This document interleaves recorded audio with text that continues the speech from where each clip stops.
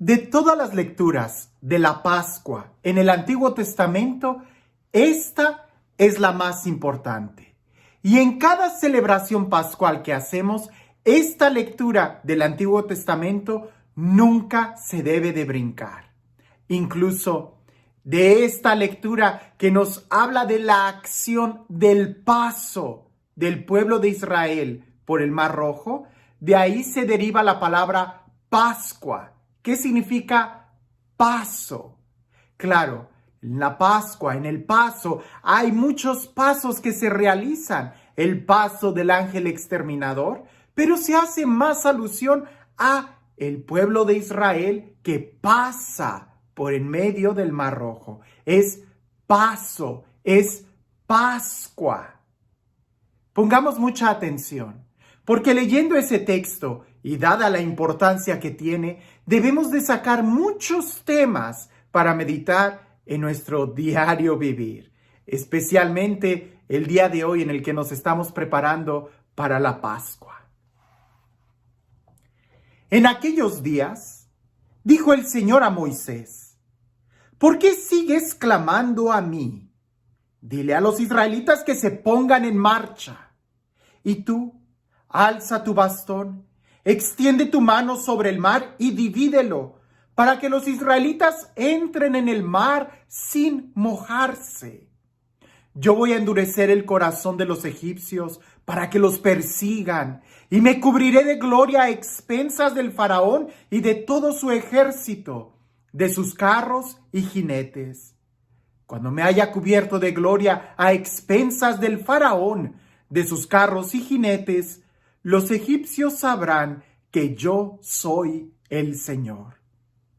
El ángel del Señor, que iba al frente de las huestes de Israel, se colocó tras ellas, y la columna de nubes que iba delante también se desplazó y se puso a sus espaldas, entre el campamento de los israelitas y el campamento de los egipcios.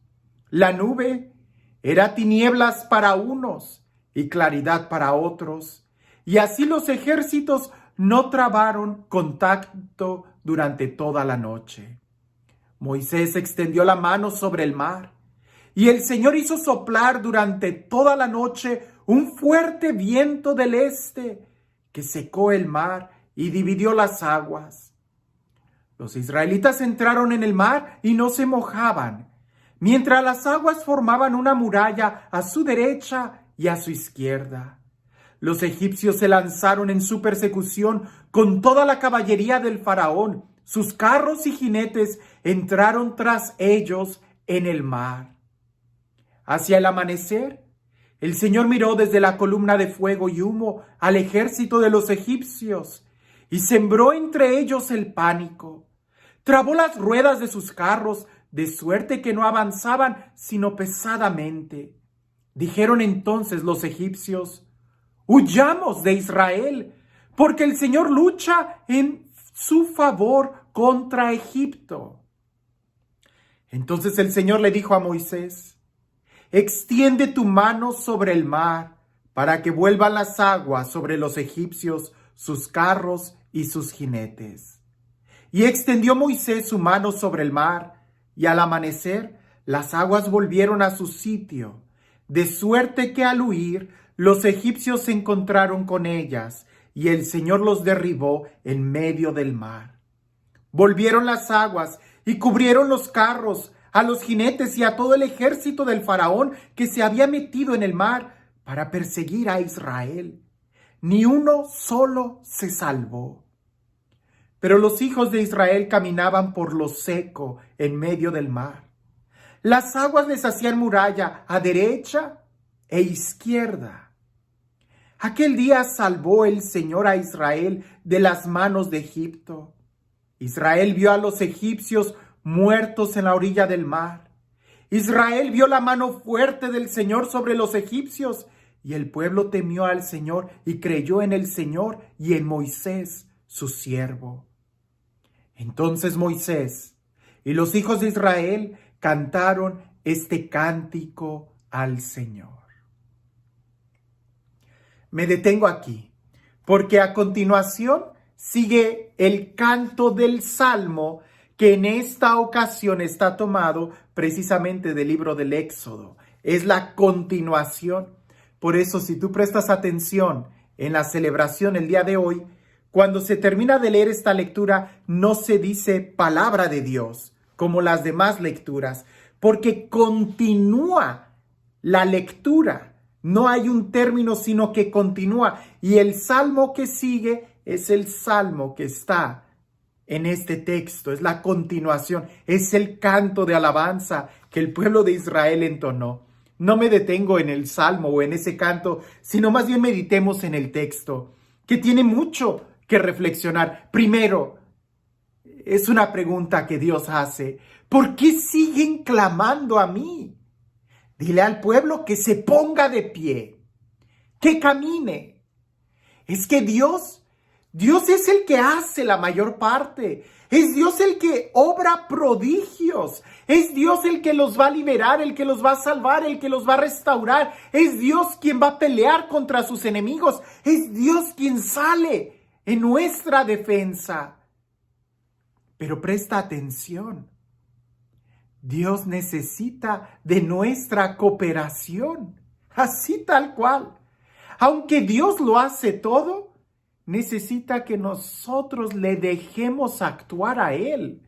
Por eso dice el texto, pónganse en marcha, pónganse a caminar.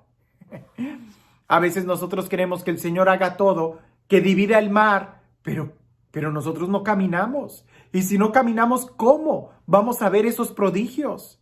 Incluso si prestas atención a este texto, quien divide el mar pareciese que es Moisés. Dios le manda a Moisés dividir el mar, pero es Moisés quien divide el mar. Y al final, Dios también le dice a Moisés, cierra las aguas. Los milagros, definitivamente es Dios quien hace el milagro. Pero es sorprendente ver cómo Dios está buscando nuestra compañía, cómo Dios está buscando que seamos compañeros de Él en sus negocios. Cuando tú caminas siguiendo la voz de Dios, es claridad en tu vida. Aunque para otros es obscuridad, dice el texto, esa columna de nube era luz para unos y obscuridad para otros. La palabra de Dios para ti, ¿qué es? ¿Es luz? ¿Ilumina tu vida? ¿Te da seguridad? ¿Sabes? ¿Te instruye? ¿O la palabra de Dios para ti es todo un enigma, todo un misterio? Y todavía peor, cuando estás caminando en esta vida, ¿no le ves sentido a nada? Entonces tú puedes saber de qué lado de la columna estás. Sí, de los que está caminando, escuchando la voz de Dios, o de los que está haciendo algo en contra de la voz de Dios.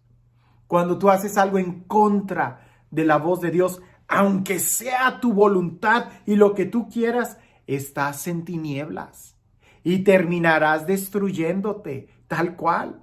Parece que aquí Dios permite que el faraón se llene de soberbia, se llene de coraje, que no es capaz de reconocer algo tan evidente.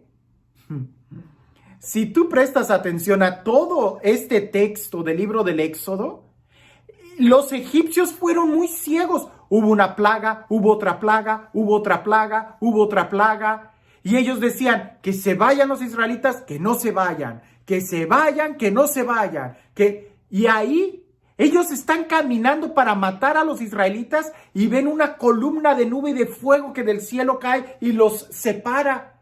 Pero ellos todavía están queriendo, llenos de soberbia, destruir a los israelitas.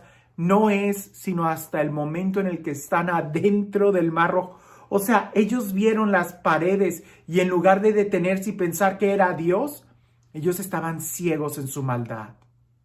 Pero te digo algo. Al pueblo de Israel también le pasó lo mismo. Si continuamos después de este capítulo más adelante, el pueblo de Israel parece que también se hace muy ciego a la voz de Dios y rápido empieza a ir en contra de los mandamientos de Dios. Este texto es la Pascua. Este texto es el signo. Escúchalo bien. Es el signo. Esta Pascua, ese gran prodigio, ese milagro, era solamente una sombra de la verdadera Pascua en Cristo Jesús. Porque la verdadera esclavitud no era la de un imperio, no era la de un faraón, no era la de unas cadenas y trabajos forzados, sino la verdadera esclavitud es la del pecado, es la de la soberbia. Mira que el faraón y el ejército del faraón eran libres, pero terminaron mal, porque en realidad eran esclavos ellos mismos de sus pecados, de su soberbia. Y el pueblo de Israel, que aparentemente era el pueblo que estaba siendo liberado, pues en el desierto deja mucho que desear, porque todavía seguía teniendo ataduras espirituales, todavía seguía teniendo ataduras de pecado. De tal manera que la verdadera Pascua, el verdadero paso, es de la muerte a la vida, es del pecado a la gracia, es de la esclavitud a ser hijos de Dios. El pueblo de Israel pereció en el desierto. Fue una nueva generación la que entró a la tierra prometida. Y si leemos la historia, ahora sí que es back and forth, vienen y van. Es hasta Jesús, donde el pueblo de Dios entiende que de quien se tiene que liberar es del pecado. Que las aguas con las que tiene que pasar son las aguas bautismales, pero no vistas desde algo externo y mágico, no, sino las aguas que hacen que te comprometas, que mueras al pecado para que surja en ti la vida, la esperanza, la libertad. Preguntas que deberíamos de hacernos y que nos ayudaran el día de hoy a reflexionar en esto es, ¿te estás quejando? Así como el pueblo de Israel se quejaba, ¿tú también te quejas? Pues la respuesta es, camina, ponte en marcha, ponte en movimiento. Alguien que se está quejando es alguien que no está trabajando. Cuando tú trabajas, cuando sigues la voz de Dios, cuando lo sigues a Él, entonces ves los milagros. Cuando escuchas la palabra de Dios, hay claridad en tu vida. ¿Estás escuchando la palabra de Dios?